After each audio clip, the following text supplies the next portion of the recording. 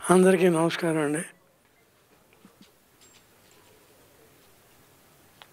ఈ సినిమా నేను చూశాను, మా తమ్ముడు చూశాడు. మా తమ్ముడు సర్టిఫై చేశాడు. వాడు ఎందుకంటే మంచి విమర్శకుడు మా సోదరుడు. ఎందుకంటే తెలుగు పండిట్ కదా. చాలా బాగుంది సినిమా, సుదర్శన్ చాలా బాగున్నాడు అని. అంటే ఇది యాక్చువల్గా హీరోలు కొడుకులు హీరోలు అవుతున్నారు, ఇది ఆనవాయితీ. కానీ మనవాళ్ళు హీరోలు అవటం, జూనియర్ ఎన్టీఆర్ అట్లా వీడు కూడా అంతవరకు వస్తాడు ఆశిస్తున్నా. మీరు కూడా దీవించండి వాడిని. మామూలుగా సినిమా సింగిల్ లైన్లో చెప్పమంటారు. ఇప్పుడు ఎగ్జాంపుల్ నేను ఎప్పుడు చెప్తా, ఎవరన్నా రైటర్స్ వస్తే ఖైదీ గురించి చెప్తా. ఖైదీలో లాస్ట్ చిరంజీవి గారు ఒక డైలాగ్ చెప్తారు, పగ తీర్చుకోవడానికి జన్మెత్తాను, ప్రేమించడానికి ఇంకో జన్మెత్తా, అప్పుడు కలుసుకో. అదే కదా సింగిల్ లైన్. అట్లాగే ఇంకోటి ఏంటంటే ప్రేక్షకులు ఊహించిందే జరగాలి, కానీ వాళ్ళు ఊహించినప్పుడు జరగకూడదు. అది స్క్రీన్ ప్లే అంటే. ఊహించింది జరగకపోతే ఏంట్రా ఇట్లా ఎక్కడ జరుగుతుందా అంటారు. అందుకని ఆ తప్పు జరగకుండా ఊహించిందే జరగాలి. ఇది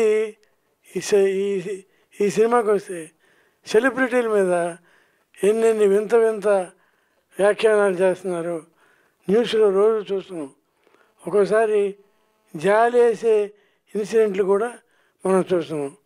అలాంటి కథ తీసుకుని, అంటే ప్రేక్షకులకి దగ్గరగా వాళ్ళు నిత్యం చూసి సానుభూతి చూపిస్తున్న అంశాలని ఆధారంగా చేసుకుని ఈ సినిమా చేశారు. చాలా బాగా చేశారు. మా మనోడు బాగా చేశాడని చెప్పను, మీరు చెప్పాలి. ఏంటంటే బాగా చేశాడే, మామూలుగా చేసినా నాకు బాగా చేశాడు అనుకుంటాం, కానీ నిజంగానే బాగా చేశాడు. ఆ డైరెక్టర్ని మెచ్చుకోవాలి. ఆ డైరెక్టర్ రవికిషోర్. నా శిష్యులే నీకు.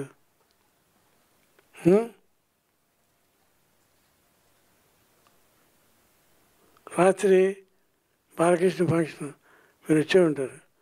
నిన్నే మా రైటర్స్ అసోసియేషన్ కూడా జరిగింది. అందులో వ్యర్థ పదాలని ఉంటాయి. వద్దని నాకు ఓ రోజు షూటింగ్లో సత్యనారాయణ గారు అది సరే అన్నాడు. ఏమంటే అది ఉందా స్క్రిప్ట్లో అన్నా. లేదా మరి ఎందుకు చెప్పారన్నా నేను. అంటే అది ఊతం కోసం.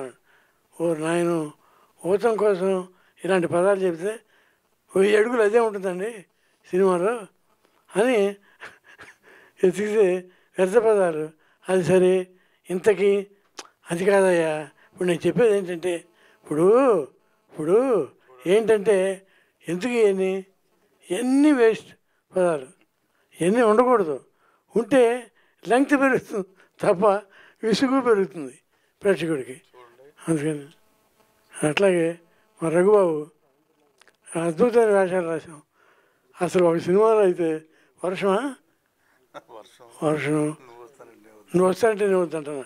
అబ్బో ఎంత నవ్వించాడంటే, అంటే రఘుబాబు ఉంటేనే ఫ్రేమ్లో నవ్విస్తుంది రఘుబాబు కాదు.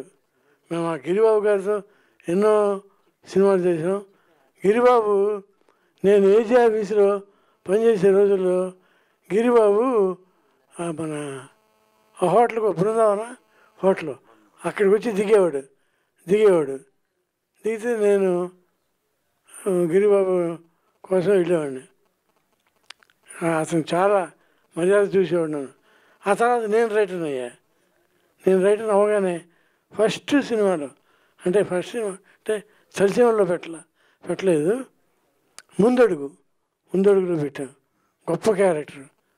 అట్లా ఆ తర్వాత ప్రతి సినిమాలో ఆయన పెట్టాము గిరిబాబుని. అట్లా గిరిబాబు రుణం తీసుకున్నాం. చాలా వ్యక్తిత్వం ఉన్న మనిషి. మీ తాతగారి వయసు ఎంత?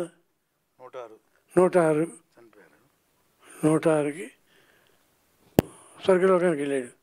106 అసలు 100 గొప్ప ఇది. అట్లాగే నిన్న ఒక మంచి మాట మీ వీళ్ళకి బాగుంటుంది. మామూలుగా వృద్ధి వ్యర్థపదాలు అంటాం కదా, అట్లాగే ఇందా అనే ఒక మాట ఉంటుంది. అది యాక్చువల్గా మనకి వ్యర్థపదాలా ఉంటుంది. కానీ వెంకటేశ్వర స్వామి నా ఆవు పాలు తాగేవాడు, తెలుసుగా. పుట్టలో ఉండి పాలు తాగుతుండేవాడు. తాగుతుంటే ఒకరోజు యజమాని చూసి ఏంటిది నా పాలు తక్కువ ఇస్తాను అనుకున్నాడు, పసిగట్టాడు. వారు ఇదా మాయ అని ఆవుని తీసుకెళ్ళిపోయాడు. ఇప్పుడు ఈయనకి పాలు వెళ్ళిపోతున్నాడు, ఇక కొండెక్కుతున్నాడు. కొండెక్కుతుంటే ఆడు చూశాడు, తప్పని తెలుసుకుని, అయ్యా స్వామి గోవు ఇందా, గోవు ఇందా, గోవు ఇందా అయింది. గోవు ఇందా, గోవింద అయింది. అది చూసారా, ఇందనే మాట అక్కడ వ్యర్థపదం కాదు, అత్యద్భుతమైన వెంకటేశ్వర స్వామికి ఇష్టమైన పదం గోవింద. అది అంటే రైటర్ తలుచుకుంటే చెప్తారు కదా, ఇది చరిత్రలో ఉంది. చూసి మంచి మాటలు. అలాగే మావాడు బుర్ర నేను కలిసి సమరసింహారెడ్డి కాదు సైరా నరసింహారెడ్డి ఖైదీ నెంబరు 150 పనిచేసాం. అంటే చిరంజీవి గారి సినిమా. చాలా మ్యాటర్ ఉన్న మనిషి, బాగా నవ్విస్తాడు బాగా. ఆ వంశమే అలాంటిది. వాళ్ళ మీ తాత నాన్నగారు అబ్బో లేడీ వేషం వేస్తే అసలు వెంటపడేవారంట జనం, మగాళ్ళు. మరి ఎంత గొప్ప నటుడు చూడండి. అది ఆయన బుర్రా శాస్త్రి గారని తెలుసు, అయినా సరే అంత ముగ్ధ మనోహరంగా అంత అందంగా ఉండేవాడు అనమాట. ఆ వంశంలో పుట్టాడు. వంశానికి ఆ వేషాలు ఎగిపోయినా రచనలతో పేరు తీసుకొస్తున్నాడు. అంత గొప్ప వ్యక్తిత్వం మనిషి. డైరెక్టర్కి ముందు డైరెక్టర్ గారు మంచి సినిమాలు తీయాలి అంటే ఇది మంచి సినిమాయే, ఎందుకంటే ప్రేక్షకులకి దగ్గరగా ఉన్న సబ్జెక్ట్ని ఎత్తుకోవటమే గొప్పతనం. ముందు కూడా ఇలాంటి మంచి సినిమాలు తీయాలి అని చెప్తున్నాను. అందరికీ నా ఆశీస్సులు. Thank you.